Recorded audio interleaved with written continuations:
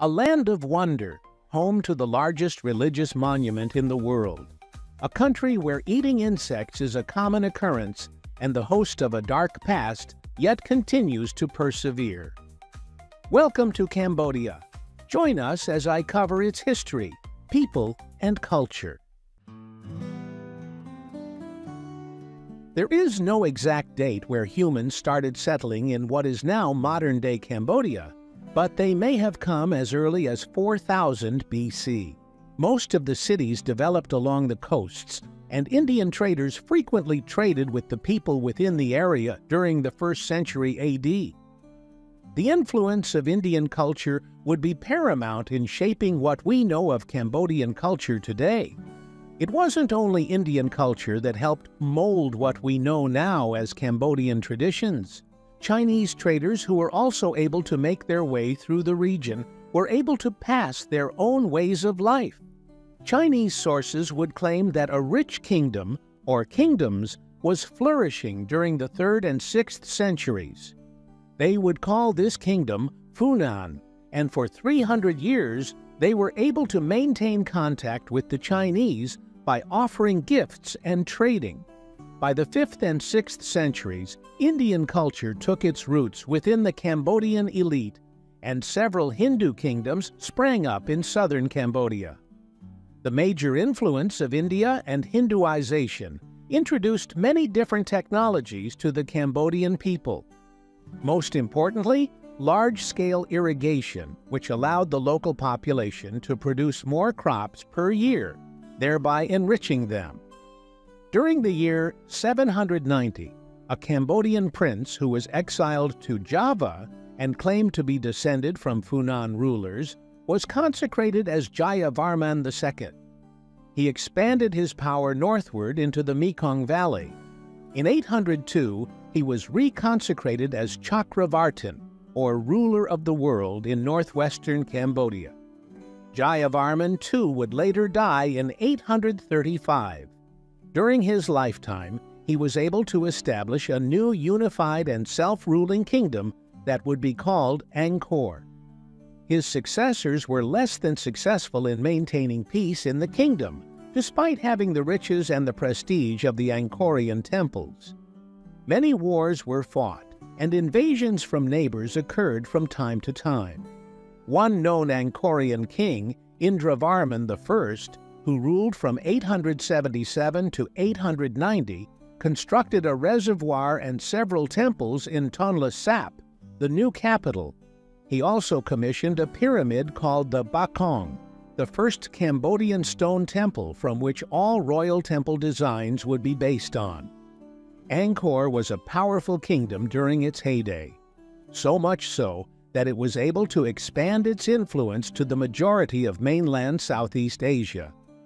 Its capital, Yasodharapura, housed as many as 1 million people, making it one of the largest capital cities in the world at that time, until its eventual abandonment in the 16th century.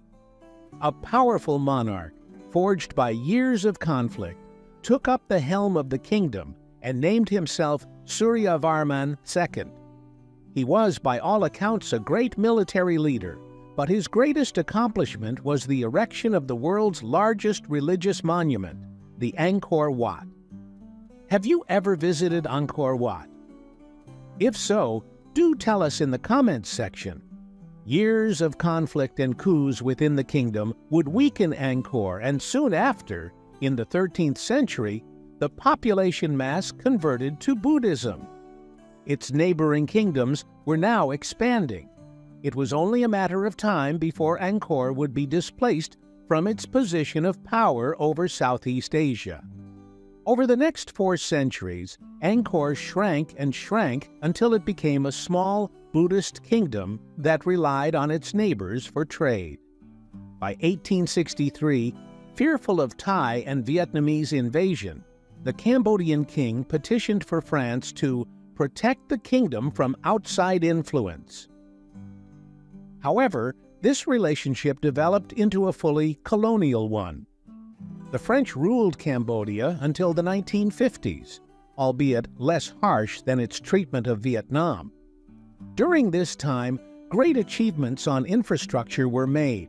Advancements in technology ushered in a new age for the country and even restored the temples at Yasodharapura. Cambodia gained its independence on November 9, 1953. It was a period of peace and self-reflection for the population, a time to look back at the accomplishments of the Angkorian civilization. But it was short-lived as a war was on the horizon. In the 1960s, mainland Southeast Asia would be embroiled in the Vietnam War. This included Cambodia. In 1975, a communist faction known as the Khmer Rouge took over the country. During this period, at least 1.2 million Cambodians died of malnutrition, overwork, executions, and mistreated diseases. They even attacked Vietnam, and as a response, the latter invaded and deposed the Khmer Rouge.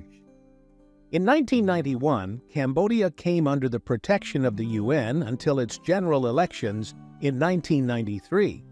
From then on, Cambodia has been a constitutional monarchy, ruled by a coalition government, and by 1999, it became a full-fledged member of ASEAN. According to the World Bank, Cambodia's GDP amounts to $26 billion. Being one of the poorest countries in mainland Southeast Asia, it is still reliant on foreign aid. It follows an open market system. However, it has seen its own share of rapid growth in the economic sector in the past few years.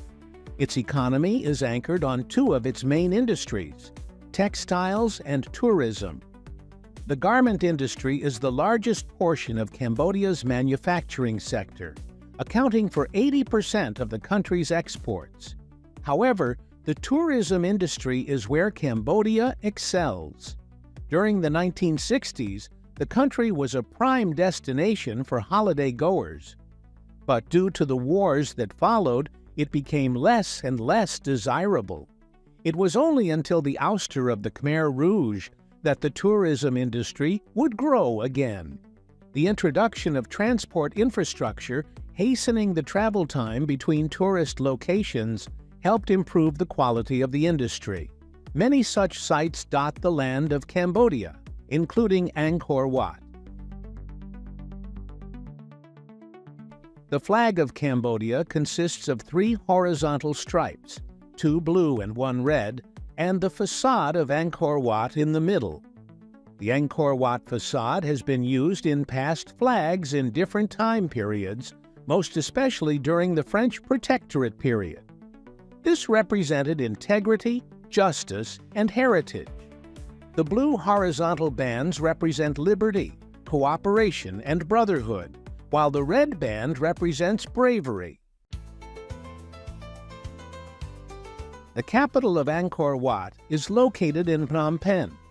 The country has a total area of 181,000 square kilometers, or 70,000 square miles. It is bordered by Thailand to the north and west, Laos to the northeast, and Vietnam to the east and southeast. One of the most famous topographical features of Cambodia is the Tonle Sap, or the Great Lake, which belongs to the Mekong River system. It was designated as a biosphere reserve by UNESCO in 1997. The highest point in Cambodia can be found in Phnom Aorol, which stands 1,800 meters or 5,900 feet above sea level. Cambodia's climate is that of monsoons, which are known as tropical wet and dry because of the distinctly marked seasonal differences. The average minimum temperature is 21 degrees Celsius or 70 degrees Fahrenheit, while the average maximum temperature is 35 degrees Celsius or 95 degrees Fahrenheit. The population of Cambodia is around 17 million people, 95% of which are Khmer. The Khmer are the ancient people of the land and have lived in the area for thousands of years. They are Austroasiatic people who most likely came from South China, near Yunnan. they built the Khmer Empire from nothing but disjointed petty kingdoms. The alphabet they created would give birth to the later Thai and Lao alphabets. Due to India's past history with Cambodia, the country is considered to be under the Indian cultural sphere. This is seen in the massive influence of Buddhism as a religion and Hinduism in architecture. As a consequence, Cambodia is an overwhelmingly Buddhist country. Let's talk about some dishes from Cambodia. Some may be exotic to a few, but for others, they might be appetizing. First off, we have Amok, or coconut fish curry. As the national dish of Cambodia, it is steamed in banana leaves and blended with kroung, a spice paste. Amok has its origins in traditional Khmer cuisine and is typically enjoyed during special occasions and festivals. Next, we have samlar machu. Sour soups are a staple in many Southeast Asian dishes, and this is Cambodia's take on it.